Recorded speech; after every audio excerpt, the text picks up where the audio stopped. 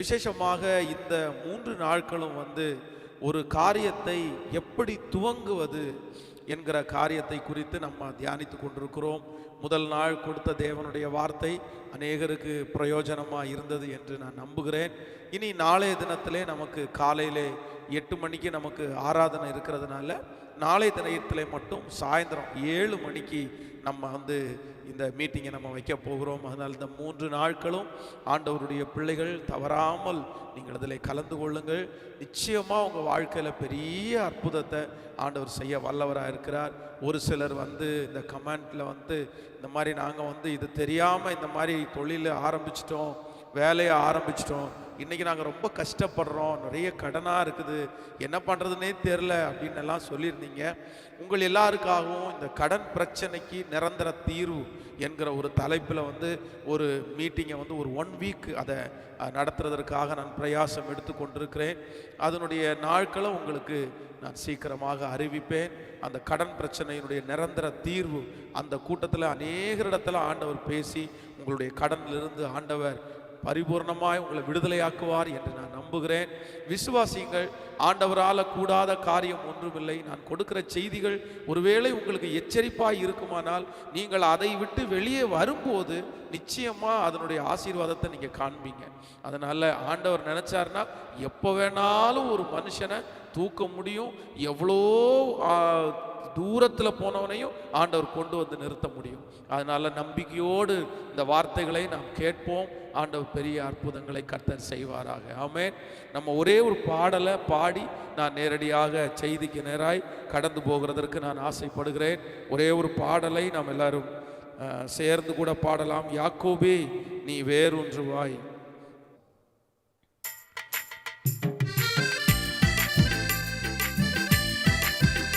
ஹல்லேலூயா.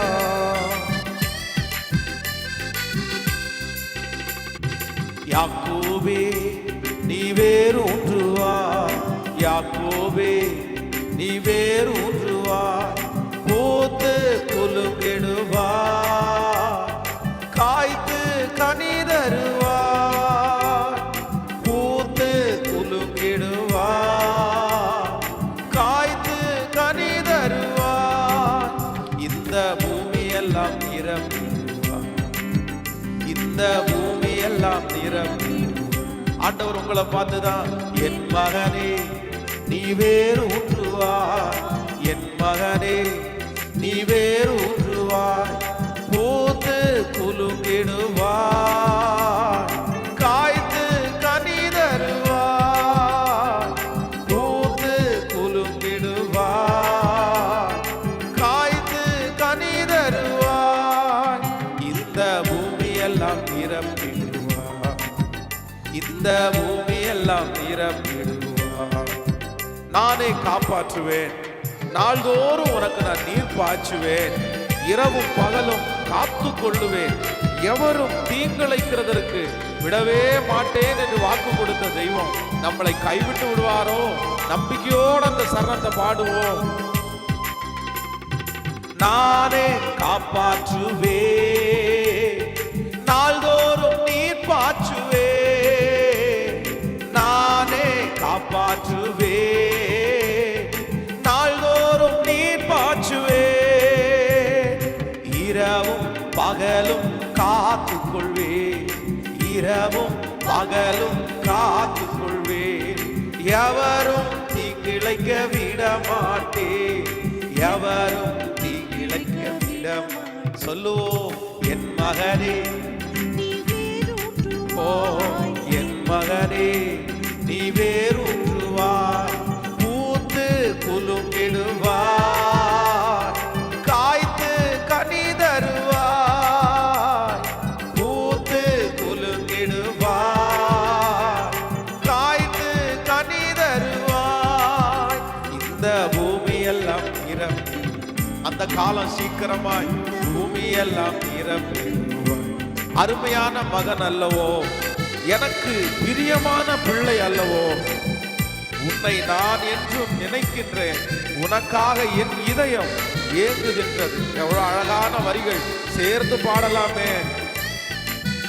ஓ அருமையான மகன் அல்லவோ, பிரியமான பிள்ளை அல்லவோ, அருமையான மகன் அல்லவோ, பிரியமான பிள்ளை அல்லவோ.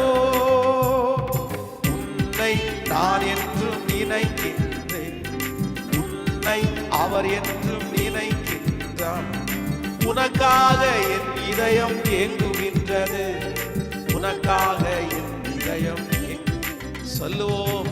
என் மகனே நீ வேறு ஊற்றுவாய், என் மகனே நீ வேறு ஊற்றுவாய், பூத்து குலுங்கிடுவாய், காய்த்து கனி தருவாய், பூத்து குலுங்கிடுவாய், காய்த்து கனி தருவாய், பூமியெல்லாம் நிரப்பிடுவாய், பூமியெல்லாம் நிரப்பிடுவாய். உன்னோடு நான் இருந்து உனக்காக வழக்காடுவேன், அச்சுறுத்துவோர் எவரும் இன்றி அமைதியிலே நீ இளைப்பாறுவாய். எவ்வளவு அழகா ஆண்டவர் நம்மோட பேச, அந்த வார்த்தை விசுவாசித்து நம்ம சொல்லுவோமா? நன்றி ஆண்டவரே நன்றி. உன்னோடு நான் இருந்து உனக்காக வழக்காடுவேன், உன்னோடு நான் இருந்து உனக்காக வழக்காடுவேன். அச்சுறுத்துவோர் எவரும் இன்றி, அச்சுறுத்துவோர் எவரும் இன்றி அமைதியிலே நீ இளைப்பாறுவாய், அமைதியே இளைப்பாறு. ஓ என் மகனே நீ வேறு. உங்களை பார்த்துதான் ஆண்டவர் சொல்றாரு, ஆண்டவர் உங்களை நிறுத்த போறார். ஓ பூத்து குலுங்கிடுவாய், காய்த்து கனி தருவாய், பூத்து குலுங்கிடுவாய், காய்த்து கனி தருவாய். இந்த பூமியெல்லாம் நிரப்பிடுவாய், இந்த பூமியெல்லாம் நிரப்பி. நுகங்களை முறித்து விட்டே, கட்டுகளை அவிழ்த்து விட்டே, நுகங்களை முறித்து விட்டே, கட்டுகளை அறுத்து விட்டே. இனிமேல் நீ அடிமையாவதில்லை அப்பா, இனிமேல் நீ அடிமையாவதில்லை. எனக்கே ஊழியம் செய்திடுவார், எனக்கே ஊழியம் செய். இப்ப சேர் என் மகனே வேறு ஊற்றுவாய், என் மகனே நீ வேறு ஊற்றுவாய், பூத்து குலுங்கிடுவாய், காய்த்து கனி தருவாய், பூத்து குலுங்கிடுவாய், காய்த்து கனி தருவாய். இந்த இந்த பூமியெல்லாம் நிரப்பி. ஆமென். ரொம்ப அழகான ஒரு பாடல். இந்த பாடல் ஆண்டவர் நம்மிடத்துல சொல்றது மாதிரியே இருக்குது. ஆண்டவர் நமக்கு வாக்கு கொடுக்கிறார், நீ அருமையான மகன், எனக்கு பிரியமான பிள்ளை, அதனால என்னைக்குமே நான் உன்னை நினைக்கிறேன், எனக்காக என் இதயம் அப்படியே ஏங்குகிறது. உன்னோடு நான் இருந்து உனக்காக வழக்காடுவேன், நானே காப்பாற்றுவேன், நாள்தோறும் நீர் பாய்ச்சுவேன், இரவும் பகலும் காத்து கொள்வேன், உன்னை ஒருவரும் தீங்கிழைக்க விடவே மாட்டேன். நான் நம்புகிறேன் இந்த 3 நாட்கள் இந்த ஜெபத்தில் நீங்க இழந்து போன எல்லா மகிமையும் ஆண்டவர் திரும்ப தருவாராக. இதுவரையிலும் நீங்கள் துவங்கி தோல்வி அடைந்த அநேக காரியங்களை ஆண்டவர் வெற்றியாய் மாற்றுவாராக. இனி நீங்கள் ஆரம்பிக்கிறதை நீங்கள் முடிப்பீர்கள், இனி நீங்கள் ஆரம்பிக்கிறதை வெற்றியாய் கொண்டு செல்லுவீர்கள், இனி நீங்கள் ஆரம்பிக்கிறதுல தோல்வி வருவது இல்லை என்று நான் ஆண்டவருடைய சமூகத்தில் உங்களுக்காக நான் ஜெபிக்கிறேன், உங்களுக்காக நான் மன்றாடுகிறேன். ஆண்டவரும் அந்த வார்த்தையை உங்களுக்கு நிலைப்படுத்தி தருவாராக. இதுவரையிலும் ஒருவேளை நீங்கள் ஆரம்பித்தது தோல்வியா இருக்கலாம், இதுவரையிலும் நீங்க ஆரம்பிச்சு நஷ்டப்பட்டிருக்கலாம். ஆனா இனி ஆரம்பிக்கிறதுல ஆண்டவர் ஒரு ஸ்பெஷல் ஞானத்தை உங்களுக்கு கொடுத்து உங்களை வெற்றியாய் நடத்த போறார். ஆமென். அந்த ஒரு வரிய திரும்ப ஒரு விஷயம் கூட நம்ம பாட போறோம். ஆண்டவரே நம்ம இனி காப்பாற்ற போறாரு, ஆண்டவரே இனி நீர் பாய்ச்ச போறாரு, ஆண்டவரே இரவும் பகலும் இனி நம்ம அல்ல. இதுவரைக்கும் உங்க பிரயாசம், இதுவரைக்கும் உங்க பணம், இதுவரைக்கும் உங்க பாதுகாப்பு, அதுல சோர்ந்து போய் வந்திருக்கிற ஆண்டவருடைய பிள்ளையை இனி கர்த்தரே அதை செய்வாராக. கரங்களை தட்டி அந்த வரியை சேர்ந்து பாடுவோம். அல்லேலூயா. நன்றி ஆண்டவரே, நன்றி. நானே காப்பாற்றுவே, நாள்தோறும் நீர் பாய்ச்சுவே, நானே காப்பாற்றுவே, நாள்தோறும் நீர் பாய்ச்சுவே, இரவும் பகலும் காத்துக்கொள்வேன், இரவும் பகலும் காத்துக்கொள்வேன், எவரும் தீங்கிழைக்க விட மாட்டேன், எவரும் தீங்கிழைக்க விட. ஓஹோ, என் மகனே நீ வேறு ஊன்றுவாய், என் மகனே நீ வேறு ஊன்றுவாய், பூத்து குலுங்கிடுவாய், காய்த்து கனி தருவாய், பூத்து குலுங்கிடுவாய், காய்த்து கனி தருவாய், இந்த பூமியெல்லாம் நிரப்பிடுவாய், ஓ இந்த பூமியெல்லாம் நிரப்பிடுவாய். ஆமென். ஸ்தோத்திரம். ஆண்டவர் உங்களை ஆசீர்வதிப்பார். இந்த இரண்டாவது நாளில் உங்களை திரும்பமாக நான் வாழ்த்தி நான் வரவேற்கிறேன். நாம் நேரடியாக செய்திக்கு நேராய் நாம் கடந்து போகிறோம். ஒரு தேவனுடைய பிள்ளை ஒரு காரியத்தை ஆரம்பிக்கும் போது, துவங்கும் போது நீங்கள் எப்படி துவங்க வேண்டும், உங்களுடைய வாழ்க்கையில் இருக்கிற சில முக்கியமான காரியங்கள், அதனுடைய துவக்கம் எப்படி இருக்க வேண்டும் என்கிறதை குறித்து ஆண்டவர் நம்மோடு கூட பேசிக்கொண்டே இருக்கிறார். முதல் நாளிலே உங்களோடு கூட நம்மோடு கூட ஆண்டவர் பேசினார். முதல் நாளிலே ஒரு தேவனுடைய பிள்ளை ஒரு காரியத்தை துவங்கும் போது அதை அற்பமாக, சிறிதிலிருந்து ரொம்ப பெருசா பகட்டா எல்லாருடைய கண்ணையும் உறுத்துறது போல இல்லாம ரொம்ப ஆரம்பத்துல எப்படி ஆரம்பிக்கணும் அப்படின்னா அது அற்பமான ஆரம்பமாய் தான் இருக்க வேண்டும் என்று ஆண்டவர் எதிர்பார்க்கிறார். சில நேரத்துல ஆண்டவர் உங்களை காத்திருக்க வைத்து 15 ஆண்டுகள் 10 ஆண்டுகள் காத்திருக்க வைத்து ஒரு பெரிய பதவி, ஒரு பெரிய உயர்வு, யோசேப்பை போல ஆண்டவரே சில நேரத்துல கூட கொடுப்பார். அப்படி கூட இருக்கிறது.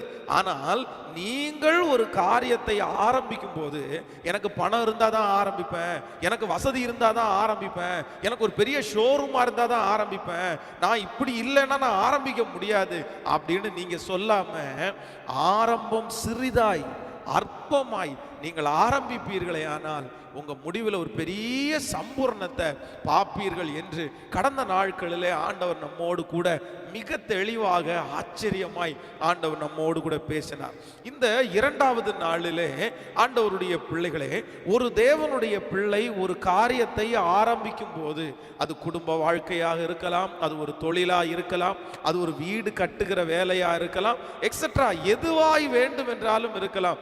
அந்த காரியத்தை ஒரு தேவனுடைய பிள்ளை ஆரம்பிக்கும் போது இரண்டாவது மிக தேவையான ஒன்றை குறித்து இன்றைக்கு நம்ம தியானிக்க போகிறோம்.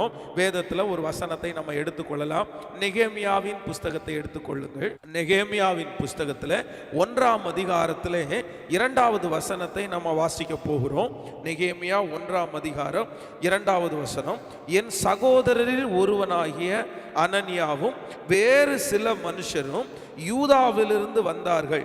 அவர்களிடத்தில் நான் சிறையிருப்பில் மீண்டு தப்பின யூதர்களின் செய்தியையும் எருசலேமின் செய்தியையும் விசாரித்தேன். இப்போ 3:4 வாசிக்கலாம். அதற்கு அவர்கள், சிறையிருப்பிலே மீந்தி இருக்கிறவர்கள் அந்த தேசத்திலே மகா தீங்கையும் நிந்தையும் அனுபவிக்கிறார்கள். எருசலேமின் அலங்கம் இடிபட்டதும் அதன் வாசல்கள் அக்கினியினால் சுட்டரிக்கப்பட்டதுமாய் கிடக்கிறது என்றார்கள். இந்த வார்த்தைகளை கேட்டபோது நான் உட்கார்ந்து அழுது சில நாளாய் துக்கித்து உபவாசித்து மன்றாடி பரலோகத்தின் தேவனை நோக்கி, பரலோகத்தின் தேவனாகிய கர்த்தாவே, உம்மில் அன்பு கூர்ந்து உம்முடைய கற்பனைகளை கைக்கொள்ளுகிறவர்களுக்கு உடன்படிக்கையும் கிருபையும் காக்கிற மகத்துவமும் பயங்கரமுமான தேவனே. ஆண்டவருடைய பிள்ளைகளே, இந்த இடத்துல இந்த நெகேமியாவை குறித்து வேதம் நமக்கு மிக அழகாக சொல்லுகிறது. இந்த நெகேமியாவினுடைய வாழ்க்கையிலே இவனுடைய கையிலே ஒரு பெரிய பதவி, இல்லைனால் ஒரு பெரிய வேலை இவனுடைய கையிலே கொடுக்கப்பட்டிருக்கிறது. இடிந்து போன அலங்கத்தை, இடிந்து போன மதில் சுவர்களை அவன் கட்டக்கூடிய ஒரு பெரிய பொறுப்பு அவனுடைய கையிலே வரப்போகிறது. இப்போ அவனுடைய சகோதரர்கள் வந்து அவனிடத்துல சொல்லுகிறார்கள், இந்த மாதிரி அலங்கம் இடிஞ்சு கிடக்குது, இருக்கிற ஜனங்கள் எல்லாம் ரொம்ப கஷ்டப்படுறாங்க. அந்த செய்தியை கேட்ட உடனே இவனுக்கு தன்னுடைய ஜனங்கள் அப்படி இருக்கிறார்கள் என்று கேள்விப்பட்ட உடனே அவனுடைய இருதயம் அப்படியே துடிக்குது. ஆண்டவரே அப்படின்னு தேவ சமூகத்தில் உட்காருகிறார். ஆண்டவருடைய பிள்ளைகளே, இந்த நெகேமியாவின் புஸ்தகம் ஒரு தேவனுடைய பிள்ளையினுடைய வாழ்க்கையிலே ஒரு பெரிய காரியங்களை செய்ய நினைக்கிற எல்லாருமே இந்த நெகேமியாவின் புத்தகத்தை 100 விசையாவது படிக்கணும். ஒரு கட்டடத்தை கட்ட நினைக்கிறவங்க, ஒரு திருச்சபையை கட்ட நினைக்கிறவங்க, ஒரு குடும்ப வாழ்க்கையை கட்ட நினைக்கிறவங்க இந்த நெகேமியாவின் புத்தகத்தை 100 விசையாவது வாசிக்கணும். உண்மையிலே இந்த நெகேமியாவின் புத்தகத்தை நீங்கள் வாசிக்கும் போது இந்த தொழில் ஆரம்பிக்கிறவர்களுக்கு, பிஸ்னஸ் மேனுக்கு இந்த நெகேமியாவின் புஸ்தகத்தில் நிறைய ஆன்சர் கிடைக்கும். இவன் நடத்தினது, இவனுக்கு வந்த பிரச்சனைகள், இவனுக்கு வந்த பொறாமையின் மனிதர்கள், இவன் எப்படி அதை மேற்கொண்டான், எப்படி தாண்டினான், அழகா எழுதப்பட்டிருக்கும்.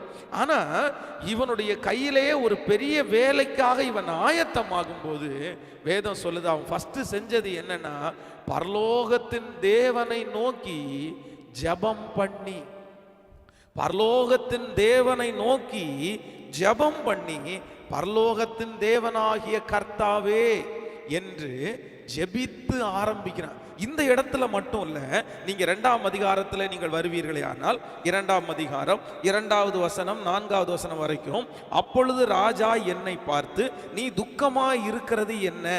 உனக்கு வியாதி இல்லையே, இது மனதின் துக்கமே ஒழிய வேறு ஒன்றும் அல்ல என்றார். அப்பொழுது நான் மிகவும் பயந்து ராஜாவை நோக்கி, ராஜாவே, என்றென்றைக்கும் வாழ்க, என் பிதாக்கள் கல்லறைகள் இருக்கும் ஸ்தலமாகிய நகரம் பாழானதும் அதன் வாசல்கள் அக்கினியினால் சுட்டரிக்கப்பட்டதுமாய் கிடக்கும் போது நான் துக்க முகத்தோடு இராதிருப்பது எப்படி என்றேன். 4வது வசனம் ரொம்ப இம்பார்ட்டன்ட். அப்பொழுது ராஜா என்னை பார்த்து, நீ கேட்கிற காரியம் என்ன என்றான். அப்பொழுது நான் பரலோகத்தின் தேவனை நோக்கி ஜெபம் பண்ணி, கவனிங்க எல்லாரும், நம்ம கவனமாய் நீங்கள் கவனிக்க வேண்டும். இந்த நெகேமியாவை குறித்து வேதம் சொல்லுகிறது, இவனிடத்திலே அந்த செய்தி வந்த உடனே இவன் ரொம்ப துக்கமுகமா இருக்கிறான். இவன் ராஜாவுக்கு பானபாத்திரக்காரனா இருக்கிறான். அந்த ராஜாவுக்கு பானபாத்திரக்காரனா இருக்கும்போது வேதம் சொல்லுது, இதுக்கு முன்னாடி ராஜாவுக்கு முன்பாக அவன் துக்கமுகமா இருந்ததே இல்லையாமா.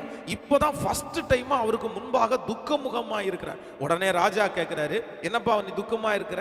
இது உன்னுடைய மனசுல துக்கமே இல்லாம வேற எதுவும் இல்ல, என்னாச்சு உனக்குன்னு சொல்லும் போது, இந்த மாதிரி என்னுடைய தேசம் அழிஞ்சிட்டு இருக்குது, என் ஜனங்கள் எல்லாம் கஷ்டப்பட்டுட்டு இருக்கிறாங்க, மதில் சுவர் இடிந்து கிடக்கிறது, யார் வேணாலும் உள்ள வந்து எங்க ஜனங்களை கஷ்டப்படுத்துறாங்க அப்படின்னு சொல்லும் போது ராஜா அவனை பார்த்து கேட்கிறார், சரிப்பா நீ என்ன சொல்ல வர? உன்னுடைய விண்ணப்பம் என்ன? உன்னுடைய தேவை என்ன? நான் உனக்கு என்ன செய்யணும் அப்படின்னு அவர் கேட்கும்போது, அந்த கேப்ல அவருக்கு பதில் சொல்லுகிற அந்த கேப்ல வேதம் சொல்லுது, இந்த நெகேமியாவை குறித்து, அப்பொழுது நான் பரலோகத்தின் தேவனை நோக்கி ஜெபம் பண்ணி ராஜாவை பார்த்து. சோ ராஜாவுக்கு பதில் சொல்றதற்கு முன்னாடி கூட இவன் ஜெபம் பண்ணிட்டு, எசப்பா அப்படின்னு ஜெபம் பண்ணிட்டு இவன் பதில் சொல்றான். அவனுடைய காரியம் ஜெயமாய் முடிந்தது. என் அன்பு கர்த்தருடைய பிள்ளைகளே, இந்த சத்தத்தை கேட்கிற அன்பு தேவனுடைய பிள்ளைகளே, உங்கள் வாழ்க்கையிலே ஒரு காரியத்தை ஆரம்பிக்கிறதற்கு முன்பாக இரண்டாவது உங்களுக்கு என்ன தேவை என்று சொன்னால், இந்த ஜெப வாழ்க்கை என்பது மிக அவசியம். இன்றைக்கு நிறைய பேர் ஏன் தோற்று போகிறார்கள், இன்னைக்கு நிறைய பேரால் ஏன் கடைசி வரைக்கும் ஓட முடியல, இன்னைக்கு நிறைய பேர் ஏன் ஆண்டவருடைய சித்தம் இல்லாம நடக்கிறாங்க அப்படின்னா, ஒரு காரியத்தை துவங்கும் போது நிறைய பேர் ஜெபிக்கிறதே இல்லை. பொதுவாக பழைய பரிசுத்தவான்கள் எல்லாம் நமக்கு கற்றுக் கொடுத்தது என்ன அப்படின்னா, ஒரு பென்சில் வாங்கினா கூட ஜெபம் பண்ணிட்டு வாங்கணும்னு சொல்லுவாங்க.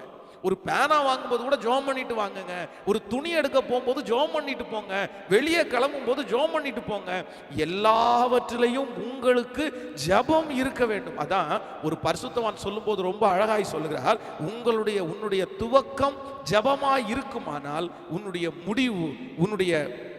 முடிவு ஜெயமாகத்தான் இருக்கும் அப்படின்னு எழுதுறாரு. உங்களுடைய துவக்கம் ஜெபமாய் இருக்குமே ஆனால் உங்களுடைய முடிவு ஜெயமாகத்தான் இருக்கும் என்று சொல்லுகிறார். அப்போ இன்றைக்கு நிறைய பேர் ஜெயிக்காம இருக்கிறதுக்கு வேற எதுவுமே காரணம் இல்லை. ஆரம்பிக்கும் போது யாரோ ஒருத்தர் அவசரப்படுத்துறத பார்த்து, இல்லைன்னா காரியங்கள் ஏதோ கைகூடி வருகிறத பார்த்த உடனே எதையுமே யோசிக்க மாட்டாங்க. நமக்கு பிடிச்சது மாதிரி இருக்குதா, அவ்வளோதான் இறங்கிடலாம், செஞ்சிடலாம். அப்புறம் செஞ்சதுக்கு பிறகு நிறைய பேர் ஜெபம் பண்ணுவாங்க. அதான் எனக்கு இது பேசும்போதே ஒரு ரொம்ப காமெடியான ஒன்று ஞாபகம் வருது. இந்த பைபிள் காலேஜ் ஸ்டூடெண்ட் வந்து இதை பார்த்தீங்க அப்படின்னா, எல்லாருமே சாப்பாடு எடுத்து வச்சுட்டு அந்த சாப்பாடுக்கு ஜெபம் பண்ணணும். அப்போ திடீர்னு இந்த பசியினுடைய கொடுமை தாங்க முடியாமல் போட்டு வந்து உட்கார்ந்து 2 வாய் எடுத்து வாயில் போட்டுருவாங்க பாருங்களேன். அப்புறம் லீடரை ஆரம்பிப்பார், ப்ரேயர் அப்படின்னு ஆரம்பிக்கும் போது என் பக்கத்தில் இருக்கிற ஒருத்தன் ஜெபம் பண்ணுவான், ஆண்டவரே உள்ள போன சாப்பாட்டுக்காக ஸ்தோத்திரம் ஆண்டவரே அப்படின்வான். உள்ள போன சாப்பாட்டுக்காக ஸ்தோத்திரம் ஆண்டவரே, அது தெரியாம சாப்பிட்டேன் அப்படின்னு. அப்போ நிறைய பேர் இதைத்தான் கடைபிடிக்கிறாங்க. என்ன செய்வாங்க அப்படின்னா, ஆரம்பத்துல ஜெபம் பண்ண மாட்டாங்க. அது எல்லாம் பிரச்சனையா வரும்போது இனி ஆரம்பிச்சிட்டேன் ஆண்டவரே, என்ன பண்றது ஆண்டவரே. ஆனா ஒன்று, நம்முடைய ஆண்டவரை பொறுத்த அளவில் அதுல ரொம்ப நீதி உள்ளவர். ஆண்டவர் நம்மளை தேடணும். சரி, ஆரம்பத்தில் தேடல, பரவாயில்ல, இந்த மாதிரி சூழ்நிலை, இந்த மாதிரி பிரச்சனை வரும்போதாவது என்னை தேடு என்று சொல்லுகிறவர் தான் கர்த்தர். ஆண்டவர் அப்படிதான். அப்போ ஒன்று நினைத்துக் கொள்ளுங்கள் ஆண்டவருடைய பிள்ளைகளே, நீங்கள் ஒரு காரியத்தை துவங்கும் போது சும்மா ஒரு 2 நிமிஷம் ஜெபம் இல்லை. சிலர் என்ன நினைக்காங்கன்னா, பாஸ்டர் நான் ஜெபம் பண்ணி ஆண்டவருடைய சித்தத்தை கேட்கறதுக்குள்ள அந்த பொருள் என்ன விட்டு போயிடுச்சுன்னா, அந்த வாய்ப்பு என்ன விட்டு போயிடுச்சுன்னா, அந்த இடம் என்ன விட்டு போயிடுச்சுன்னா, அந்த மனுஷன் என்ன விட்டு போயிடுச்சுன்னா, ஒன்று ஆண்டவருடைய பிள்ளைகள் மறந்து விடாதிருங்கள். உங்களுக்காக ஆண்டவர் ஒரு இடத்தை, உங்களுக்காக ஆண்டவர் ஒரு தொழில் கூடத்தை, உங்களுக்காக ஒரு நபரை ஆண்டவர் ஏற்படுத்தி இருப்பாரே ஆனால் நீங்க அதற்காக கவலைப்பட வேண்டிய அவசியமே இல்லை. எத்தனை டிமாண்ட் இருந்தாலும், எத்தனை மனிதர்கள் வந்து பார்த்தாலும், அது உங்களுக்குன்னு கர்த்தர் அப்படியே வைத்து இருக்கிறதற்கு வல்லவரா இருக்கிறார். அது போகாது, அது உங்களுக்கு தான் கிடைக்கும், இன்னொருத்தருக்கு கிடைக்காது. நீங்க அதற்காக அவசரப்பட வேண்டிய அவசியம் இல்லவே இல்லை, அவசரப்பட வேண்டியதில்லை. அப்போ நிறைய பேர் என்ன நினைக்கிறாங்கன்னா, ஜெபம் பண்றதுக்கெல்லாம் டைம் இல்லை, பார்க்கறதுக்கெல்லாம் டைம் இல்லை, டப்பு டுப்புன்னு முடிச்சுட்டு போயிட்டே இருங்க அப்படின்னுவாங்க. இல்லை, ஆண்டவருடைய பிள்ளைகளே மிக கவனமாயிருங்கள். இந்த நெகேமியாவை குறித்து, இவன் அலங்கத்தை கட்டி முடித்தான், அதனுடைய திறப்புகளை எல்லாம் அடைத்தான், எத்தனையோ ஏளனமான பேச்சுகள். நீங்கள் 4ஆம் அதிகாரத்தை வாசிப்பீர்களே ஆனால், 4ஆம் அதிகாரத்தில் 4வது வசனத்தை வாசிக்கும் போது, எங்கள் தேவனே நாங்கள் அவமதிக்கப்படுகிறதை கேட்டு அவர்கள் நிந்திக்கிற நிந்தையை அவர்கள் தலையின் மேல் திருப்பி அவர்களை சிறையிருப்பின் தேசத்திலே சூறைக்கு ஒப்பு கொடும் என்று சொல்கிறார். கவனிங்க, 3வது வசனத்தை நீங்க வாசிக்கும் போது, அப்பொழுது அம்மோனியனாகிய தொபியா அவர்கள் பக்கத்தில் நின்று, அவர்கள் கட்டினாலும் என்ன, ஒரு நரி ஏறி போனால் அவர்களுடைய கல் மதில் இடிந்து போகும் என்றார். இப்போ அவனுக்கு விரோதமாய் ரொம்ப அசிங்கமாய் பேசுறாங்க, அவனை ரொம்ப குறைவாய் பேசுறாங்க, அவங்க கட்டட்டும் இடிஞ்சு விழும் அப்படின்னு எல்லாம் ரொம்ப ஏளனமாய் பேசும்போது கூட வேதம் சொல்லுது, நெகேமியா ஜெபம் பண்ணா. ஆண்டவரே இப்படி ஏளனமா பேசுறாங்களே. நீங்கள் 6ஆம் அதிகாரம் 14வது வசனத்தை வாசிப்பீர்களானால், 6ஆம் அதிகாரம் 14வது வசனத்தை, என் தேவனே, தொபியாவும் சன்பல்லாத்தும் செய்த இந்த செய்கைக்கு தக்கதாக நீ அவர்களையும் நோவாத்தியால் என்னும் தீர்க்கதரிசியானவளையும் எனக்கு பயம் உண்டாக்க பார்த்த மற்ற தீர்க்கதரிசிகளையும் நினைத்து கொள்ளும். இப்போ இந்த நெகேமியாவை பயப்படுத்துறாங்க, நெகேமியாவை தடுக்கிறாங்க, நெகேமியாவை ஏளனமாய் பேசுகிறார்கள், நெகேமியாவை பயமுறுத்துகிறார்கள். ஆனால் வேதம் சொல்லுகிறது, எல்லாவற்றிலும் இந்த நெகேமியா செய்தது ஒன்னே ஒண்ணுதான், ஜெபம் மட்டும்தாங்க பண்ண. ஜெபம் மட்டும்தாங்க பண்ணான். அந்த ஜெபம் அவனுக்கு ஒரு மிகப்பெரிய வெற்றியை கொண்டு வந்து சேர்த்தது. என் அன்பு தேவனுடைய பிள்ளைகளை, இதுவரையிலும் உங்களுடைய வாழ்க்கையில ஒருவேளை ஒரு காரியத்தை ஆரம்பிக்கும் போது நீங்கள் ஜெபிக்காமல் ஆரம்பித்திருப்பீர்கள். திருப்தியா ஜெபிக்காம ஆரம்பிச்சிருப்பீங்க. யாரோ சொல்லுகிறதற்காக ஆரம்பிச்சிருப்பீங்க. இல்லைன்னா அவசரப்பட்டு அது போயிருமோன்றதற்காக நீங்க ஆரம்பிச்சிருவீங்க.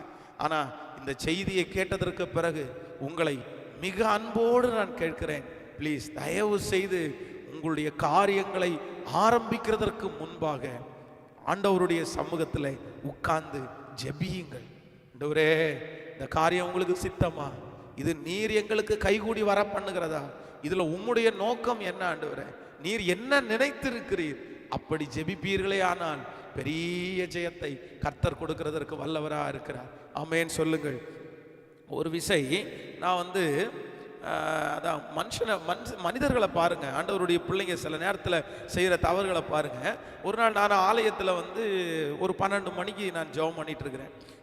நம்முடைய ஆலயத்தினுடைய ஆப்போசிட்டில் அந்த கல்யாண மண்டபம் இருக்குது. அந்த கல்யாண மண்டபத்திலேருந்து ஒரு 12 மணிக்கு ஒருத்தர் ஓடி வர்றாரு. ஓடி என் பக்கத்தில் பாஸ்டர் பாஸ்டர் பாஸ்டர் ஃப்ரீயாக இருக்கீங்களா அப்படின்னு கேட்டார். என்ன சொல்லுங்க அப்படின்னு. ஒரே ஒரு நிமிஷம் பாஸ்டர், ஒரு 5 நிமிஷம் அப்படியே என் கூட இந்த மண்டபத்தில் ஜெபம் பண்ணிட்டு போங்க அப்படின்னாரு. நான் சொன்னேன், மண்டபத்தில் எதுக்காக ஜெபம் பண்ணணும்னு கேட்டேன். மண்டபத்தில் பார்த்தீங்க அப்படின்னா பெரிய கூட்டம் நின்றுட்டு இருக்குது. அப்போதான் அவர் சொல்கிறாரு, என் மகளுக்கு நிச்சயதார்த்தம். என் மகளுக்கு நிச்சயதார்த்தத்துக்கு எப்போ கூப்பிட்றாரு தெரியுமா? மாப்பிள்ளை வந்தாச்சு, பொண்ணு வந்தாச்சு, சொந்தக்காரங்க வந்துட்டாங்க, சாப்பாடு ரெடி பண்ணியாச்சு, மண்டபம் புக் பண்ணியாச்சு, எல்லாமே முடிச்சு இப்போ யோசிக்கிறாங்க, ஐயோ ஒன்னே ஒன்று மட்டும் குறையுதே, ஜெபம் பண்ணுறதுக்கு மட்டும் ஒரு ஆள் குறையுதே. அவங்க பாஸ்டர் அவங்க கூப்பிடல போல, நான் ஆப்போசிட்டில் நம்ம சர்ச் இருக்கிறதுனால ஒரு 8 ஜெபம் பண்ணிட்டு போங்க பாஸ்டர்ன்றாங்க. எனக்கு ஒன்றுமே சொல்றதற்கு வழி இல்லை. சரி, ஒரு சந்தோஷமான விஷயம், நம்ம போய் அந்த நேரத்தில் போயிட்டு ஏதாவது சொல்லிட்டு இருந்தா நல்லா இருக்காது அப்படின்றதுக்காக நான் ஸ்ட்ரெயிட்டாக போய் அவங்கள ஆசீர்வதித்து நான் ஜெபம் பண்ணிட்டு கடந்து வந்துவேன். நன்றாய் கவனிங்கள் ஆண்டவருடைய பிள்ளைகளே, நான் சொல்றேன், உங்களுடைய குடும்ப வாழ்க்கை இல்லை என்றால் நீங்கள் துவங்குற காரியத்தில் ஆண்டவரையே முக்கியத்துவப்படுத்தாம நீங்க ஆரம்பிக்கிறதுல எப்படி வெற்றி இருக்கும்னு நீங்க நினைக்கிறீங்க? எப்படி வெற்றி இருக்கும்னு நினைக்கிறீங்க? அங்க ஆண்டவருக்கே முக்கியம் இல்லை. பொண்ணு பார்க்கும்போது ஆண்டவர் தேவையில்லை, கல்யாணத்தை டேட் ஃபிக்ஸ் பண்ணும்போது ஆண்டவர் தேவையில்லை, மண்டபம் ஃபிக்ஸ் பண்ணும்போது ஆண்டவர் தேவையில்லை, சமையல்காரனுக்கு அட்வான்ஸ் கொடுக்கும்போது ஆண்டவர் தேவையில்லை. ஆனால் நிறைய பேருக்கு அதான் ஆண்டவர் தொட்டு தொட்டு தொட்டு வைக்கிற ஊறுகாய் மாதிரியும் தூக்கி போடுற கருவேப்பிலை மாதிரியும் பயன்படுத்திக்கிறேன்.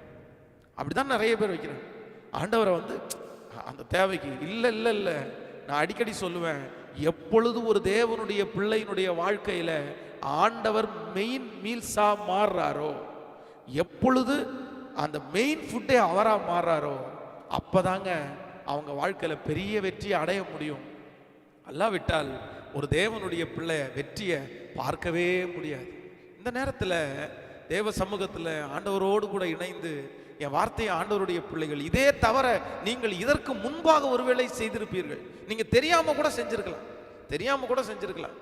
ஆனா நான் சொல்றேன், அந்த காரியத்துல நீங்கள் உண்மையா இருப்பீர்களே ஆனால், நீங்கள் ஜெபத்தோடு அந்த காரியத்தை நீங்கள் ஆரம்பிப்பீர்களே ஆனால், நீங்கள் இதுவரைக்கும் ஒருவேளை அப்படிப்பட்ட சூழ்நிலையில இருக்கலாம், இதுவரையிலையும் ஆண்டவரை நீங்கள் முக்கியத்துவப்படுத்தாம கூட இருக்கலாம், இதுவரையிலும் நீங்க ஜெபிக்காம நிறைய தோற்று கூட போயிருக்கலாம். ஆனா இந்த சத்தியத்தை கேட்டதற்கு பிற்பாடாவது இனி எந்த காரியத்தை நான் செஞ்சாலும், எந்த காரியத்தை துவங்கினாலும் நான் ஜெபம் பண்ணி ரொம்ப நேரம் ஜெபம் பண்ணி மனசுக்கு ஒரு நல்ல திருப்தி, சரி கர்த்தர் ஜெபம் பண்ணி இப்போ நீங்க இறங்கி போங்க, நான் நம்புறேன், நிச்சயமா நம்புறேன், அந்த காரியத்துல பெரிய வெற்றியை ஆண்டவர் உங்களுக்கு கொடுக்காம இருக்கவே மாட்டார். நிச்சயம் வெற்றியை கொடுப்பார். அது எந்த காரியமா இருந்தாலும் சரி. இன்றைக்கு நான் ஒரு தீர்மானம் எடுக்கிறேன். இன்றைக்கு ஆண்டவருடைய சமூகத்துல நான் கேட்கிறேன், என்னன்னா, ஆண்டவரே நான் ஒன்றை செய்ய விரும்புகிறேன், என்னுடைய காரியத்தினுடைய துவக்கத்துல நான் ஜெபித்து நான் ஜெபித்து ஆரம்பிப்பேன். நீங்கள் ஆபிரகாமுக்கும் லோத்துக்கும் இருந்த ஒரு மிகப்பெரிய வித்தியாசத்தை குறித்து வேதம் சொல்லுகிறது. அந்த சோதோம் கொமோரா பட்டணத்திலே, இங்க நீங்க சோதோம் கொமோரா பட்டணத்திலே அழிக்கும்படியாக தூதர்கள் ஆபிரகாமிடத்திலும் போகிறார்கள், லோத்தினிடத்திலும் போகிறார்கள். ஆனா ஆபிரகாமிடத்துல போகும்போது ஆபிரகாம் என்ன செய்வார் அப்படின்னா, அந்த தூதர்கள் போனதுக்கு அப்புறம் கர்த்தர் சமூகத்துல நின்று ஜெபம் பண்ணிட்டே இருப்பாரு. ஆண்டவரே, துன்மார்க்கரோடு சேர்ந்து நீதிமான்களையும் அழிப்பது உமக்கு தூரமா இருப்பதாக அப்படின்னு. ஆனா லோத்து விட்ட அந்த குவாலிட்டியை நீங்க எதிர்பார்க்கவே முடியாது. இன்னும் ஆபிரகாமும் லோத்தும் ஒருத்தரை விட்டு ஒருத்தர் பிரியும் போது கூட ஆபிரகாம் ஆண்டவருடைய வார்த்தைக்காக வெயிட் பண்ணிட்டு இருப்பார். நான் எங்க போன ஆண்டவரே. ஆனா லோத்து அப்படி இல்லை. தன்னுடைய கண்களில் பார்க்கும்போது செழிப்பா இருக்கிற இடத்த பார்த்துட்டான். அந்த செழிப்பா இருக்கிற இடம் அவனுக்கு பிடிச்ச அடுத்த நிமிஷத்துல இவன் நான் டிசைட் பண்ணிட்டேன், ஓகே போலாம், எனக்கு இந்த இடம் போதும் அப்படின்னுவான். ஆனா ஆபிரகாம், ஆண்டவரே, கர்த்தரே சொல்லுவாரு, நீ எங்கெல்லாம், அந்த அதிகாரத்தை நீங்க வாசிச்சு பார்த்தீங்கன்னா ரொம்ப ஆச்சரியமா இருக்கும். கர்த்தர் சொல்லுவார், நீ எங்கெல்லாம் நடக்க முடியுமா நடடா, நீ கால் மிதிக்கிற எல்லாவற்றையும் நான் உனக்கு தந்துருவேன் அப்படின்னு சொல்லுவார். இன்றைக்கு ஜெபிக்கிறவங்களுக்கு, கர்த்தரை தேடுறவங்களுக்கு அப்படித்தான் நடக்கும். உங்களுக்கு ஏதாவது ஒரு ஆபத்து அதில் வரும் என்றால் கர்த்தரை ஆரம்பத்தில் காண்பித்து கொடுப்பார். அதில் ஒரு நஷ்டம் வரும்னா கர்த்தரே உங்களுக்கு சொல்லி கொடுப்பார், சமாதான குறைவை தருவார். நீங்க அப்படியே பொறுத்திருந்து ஒரு வெற்றியான வாழ்க்கை வாழ முடியும். ஆமென் சொல்லுங்கள். ஹல்லேலூயா. நான் ஒரு சாட்சியை மட்டும் உங்களுக்கு சொல்றேன். இந்த சாட்சி உங்களுக்கு பிரயோஜனமா இருக்கும் அப்படின்னு நான் நம்புறேன். என்னுடைய திருமணத்திற்கு அப்பொழுது பெருசா யாருமே இல்லை, சப்போர்ட்டுக்கு ஆள் இல்லை. நான் என்னுடைய திருமணம் கோயம்புத்தூரில் தான் நடந்துச்சு. அப்போ அந்த கோயம்புத்தூரில் நான் ஒருவனாக, நான் எங்கள் வெஸ்லி ஐயா அம்மா அப்பா இருந்தாங்க, அவங்க சில உதவிகள் செய்தார்கள். ஆனால் மற்ற எல்லா வேலையுமே நான் மட்டும்தான் செய்ய வேண்டியது இருந்தது. அந்த நாட்களில் மண்டபம் புக் பண்ணுறது, மற்ற வேலைகள், கல்யாண கார்டு அடிக்கிற வேலைகள், கொண்டு கொடுக்குற வேலைகள் எல்லாம் நான் ஒரே ஒருத்தன் தான் செஞ்சேன். அப்போது திருமணத்திற்கு முன்பாகவே இந்த வேலை பழுவின் நிமித்தமாக நிறைய தூங்க முடியல என்னால். அப்போ அந்த நேரத்தில் தான் ஒருத்தர் சொல்கிறாங்க, பாஸ்டர், இன்னும் மேரேஜுக்கு உங்களுக்கு ஆஃப் டே தான் இருக்குது, கண்ணெல்லாம் ரொம்ப உள்ளே போனது மாதிரி இருக்குது, ஒன்று பண்ணுங்க, எல்லா வேலையும் இருக்கட்டும், வேலையெல்லாம் நம்ம முடிச்சாச்சு, நீங்கள் போய் ஒரு 6 மணி நேரம் ஒரு இடத்துல ரெஸ்ட் எடுத்துகிட்டு வாங்க அப்படின்னு சொல்லி, நான் இப்போ ஒரு வீடு ஒன்று திருமணமானதுக்கப்புறம் குடி போகிறதுக்கு ஒரு வீடு எடுத்துட்டேன். ஆனால் பழைய வீடை காலி பண்ணலை. அந்த வீட்டில் யாரும் இருக்க மாட்டாங்க, நீங்கள் அங்கே போய் நீங்கள் கொஞ்சம் ரெஸ்ட் எடுத்துகிட்டு வாங்க அப்படின்னாங்க. நான் பெருமைப்படுத்தி சொல்லலை, இல்லை, அந்த கிருபையெல்லாம் எல்லா மகிமை கனம் ஆண்டவருக்கு ஒருத்தருக்கு தான்.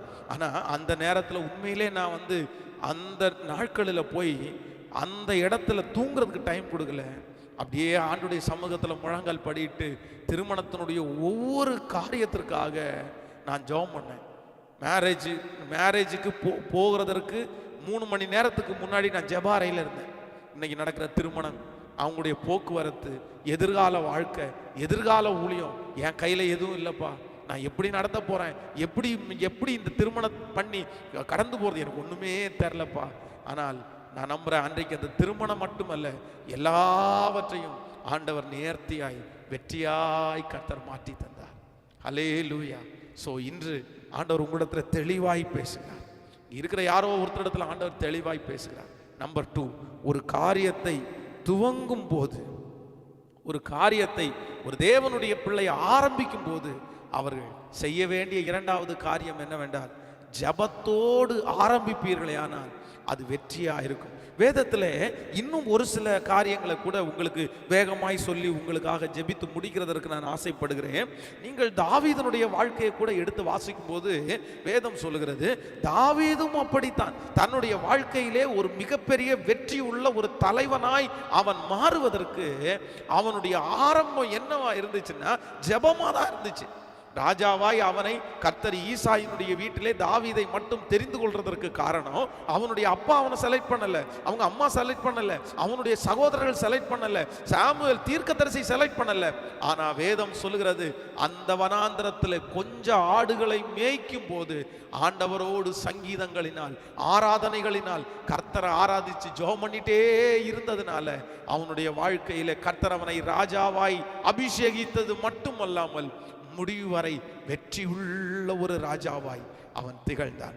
நீங்கள் இன்னொரு வசனத்தை நீங்கள் வாசிக்க முடியும். 1 நாளாகமம் நீங்கள் எடுத்துக்கொள்ளுங்கள். 1 நாளாகமம் புஸ்தகத்திலே 4ஆம் அதிகாரத்தை நாம் எடுப்போமே ஆனால் 1 நாளாகமம் 4ஆம் அதிகாரம் 9வது வசனம் 10வது வசனம். யாபேஸ் தன் சகோதரரை பார்க்கிலும் கனம் பெற்றவனாயிருந்தான், அவன் தாய் தான் துக்கத்தோடே அவனை பெற்றேன் என்று சொல்லி அவனுக்கு யாபேஸ் என்று பெயரிட்டாள்.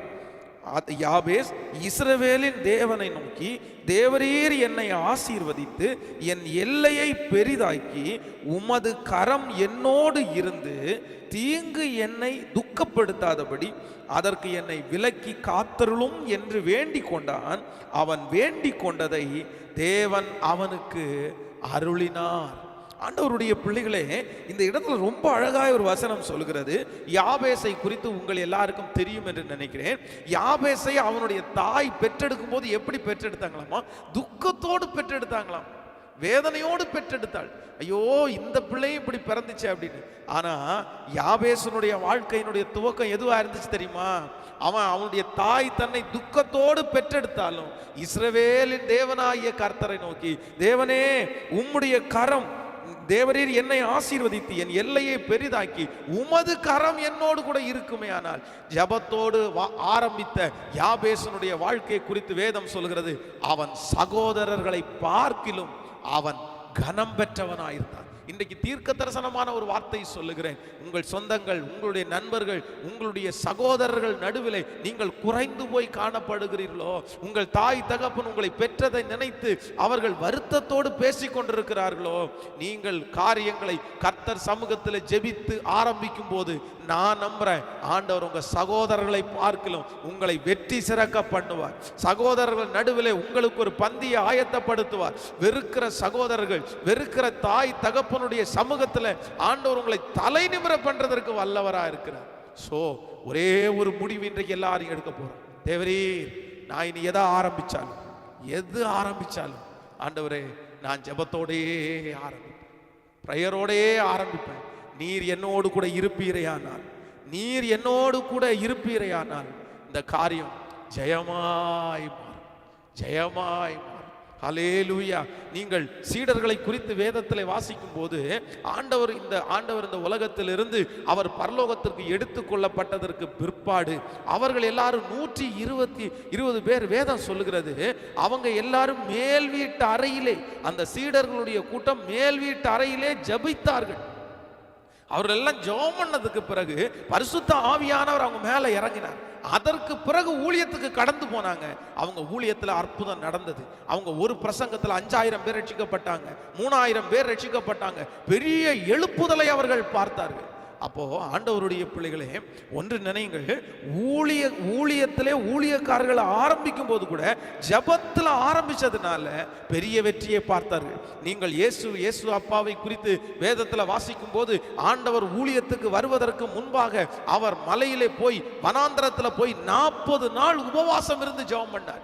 உபவாசம் இருந்து ஜெபம் பண்ணதற்கு பிற்பாடுதான் அவர் தன்னுடைய ஊழியத்தை கத்தர ஆரம்பிச்சார். அப்போஸ்தலனாகிய பவுலை குறித்து வேதம் சொல்கிறது, அனனியா தீர்க்கதரிசியை சந்திக்கிறதற்கு முன்பு அனனியா தீர்க்கதரிசிக்கு ஆண்டவர் கொடுத்த வார்த்தை என்ன தெரியுமா? நான் ஒருத்தனை வச்சிருக்கிறேன், அவன் இப்பொழுது ஜெபம் பண்ணுகிறான். ஃபர்ஸ்ட் ஒரு தீர்க்கதரிசியின் இடத்துல அப்போஸ்தலனாகிய பவுலை இன்ட்ரோடியூஸ் பண்ணும் போதே ஆவியானவர் எப்படி இன்ட்ரோடியூஸ் பண்றாரு அப்படின்னா, அவன் இப்பொழுது ஜெபம் பண்ணுகிறான். சோ ஜெபத்திலே ஆரம்பித்த எதுவும் தோல்வியாய் போனதே இல்லை. ஹல்லேலூயா. முழங்காலில் நின்று யாரும் வெற்றி அடையாமல் போனதே இல்லை. முழங்கால் தான் நமக்கு மிகப்பெரிய வெற்றி. ஆமென் சொல்லுங்கள். எத்தனை பேர் விசுவாசிக்கிறீங்க? அப்படியே கண்ண மூடி ஒரே ஒரு சாங் மட்டும் பாடி அடுத்த ஒரு சில வார்த்தைகளை நம்ம சொல்லி ஆண்டவருடைய சமூகத்தில் நம்ம ஜெபிக்க போறோம். ஜெபத்தை கேட்கும் தேவன் அவர், ஜெபத்தை கேட்கும் எங்கள் தேவா, ஜெபத்தின் வாஞ்சை எங்களுக்கு தந்தருளும். நான் ஜெபத்துல தான் வீக்கு. நான் நிறைய முயற்சி எடுக்கிறேன், நான் நிறைய செய்யணும்னு நினைக்கிறேன், நான் ராத்திரி பகலா உழைக்கிறேன், ஆனா எனக்கு ஜெபந்தான் எனக்கு வரல. அந்த ஜெப ஆவியை கர்த்தர் இந்த 144 டைம் நமக்கு கர்த்தர் தரட்டும். இந்த பீரியட் நம்ம வீட்டில் இருக்கும் அந்த ஜெபத்தினால நிரம்பட்டும். ஹல்லேலூயா. ஜெபத்தை கேட்கும் எங்கள் தேவா, ஜெபத்தின் வாஞ்சை தந்தருளும். ஜெபத்தின் தாரித்திருந்து ஜபத்தின் மேன்மை காண செய்யும். ஜபமே ஜீவன், ஜபம் ஜெயம். ஜீவியத்திற்கு இதுவே சட்டம். ஜபமே ஜீவன், ஜபம் ஜெயம்.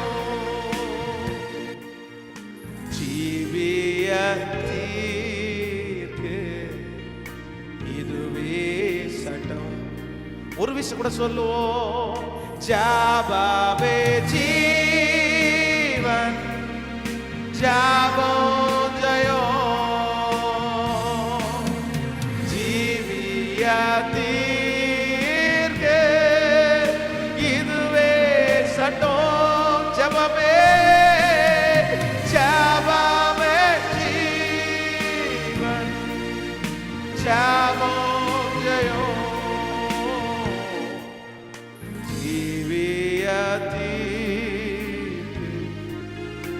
இதுவே சட்டம். ஆகாத நோக்கம் சிந்தைதானை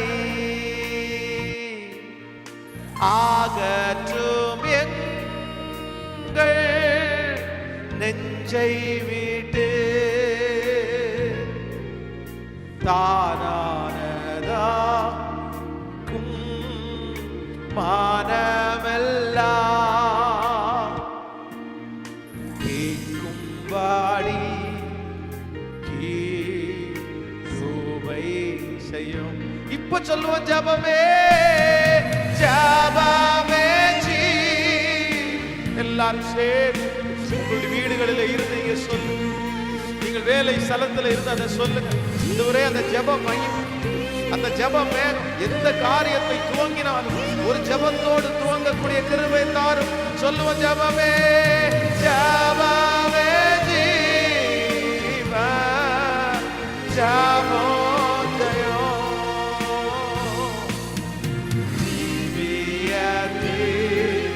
எல்லாருடைய வீடுகளும் எல்லாருடைய இருதயம் அந்த ஜெபத்தினால நிரம்பட்டு. ஜெபமே ஜெபமே ஜீவன், ஜெபம் ஜெயம். ஜீவியத்திற்கு இதுவே சட்டம். ஜீவியத்திற்கு இதுவே சட்டம். அன்பு தேவனுடைய பிள்ளைகளே, உடைய வாழ்க்கையில எத்தனையோ சாட்சிகள் சொல்ல முடியும். ஜெபம் பண்ணி துவங்கினது, ஜெபம் பண்ணி ஆரம்பிச்சது.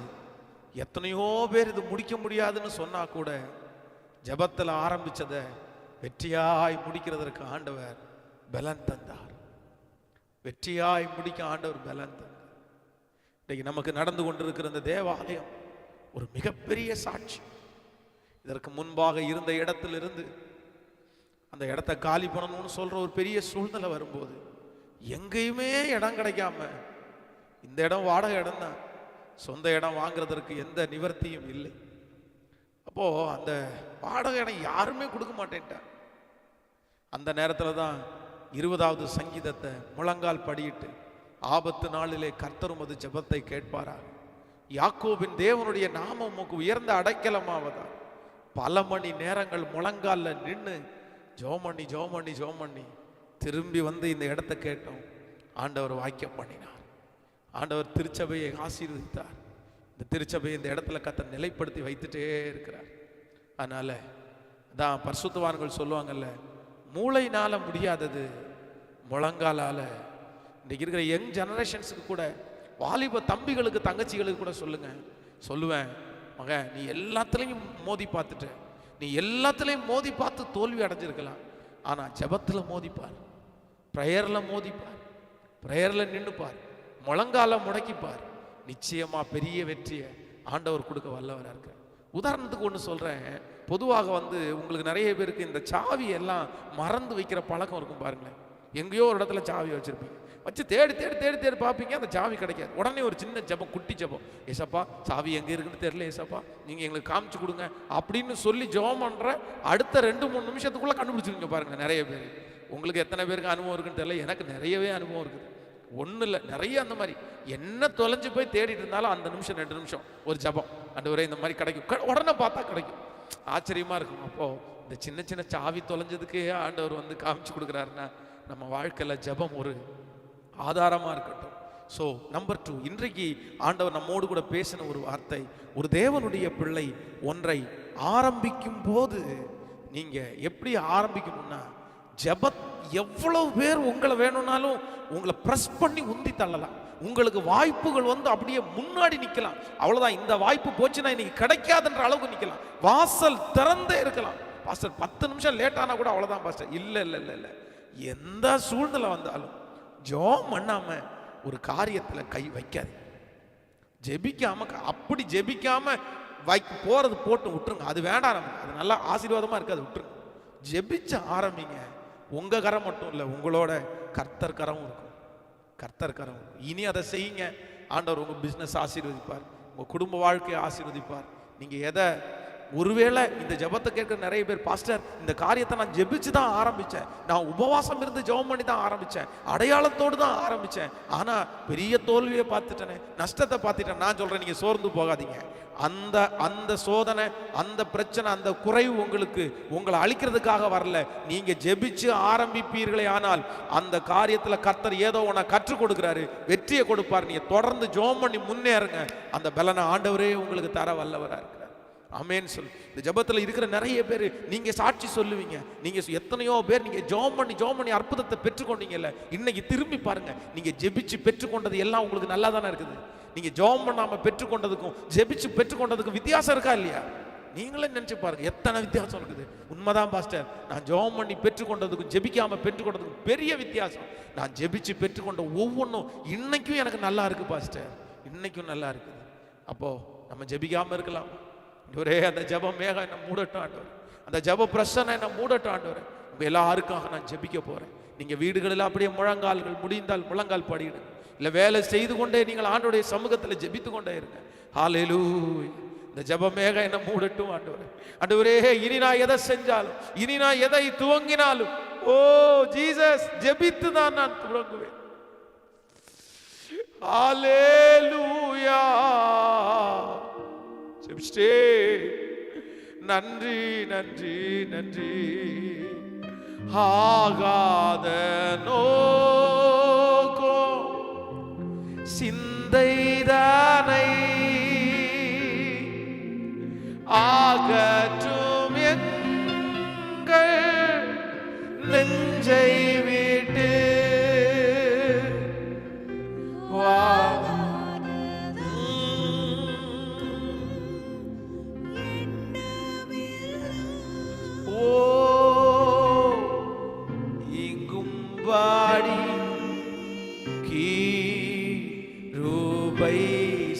இப்ப சேர்ந்து ஜெபமே ஜீவன், ஜெபமே ஜீவன், ஜெபம் ஜெயம். ஜீவியத்திற்கு ஜீவியத்திற்கு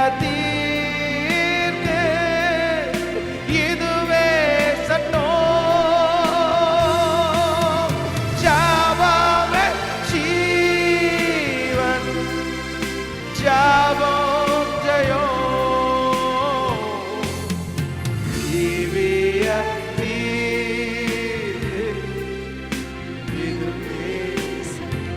தகப்பனே.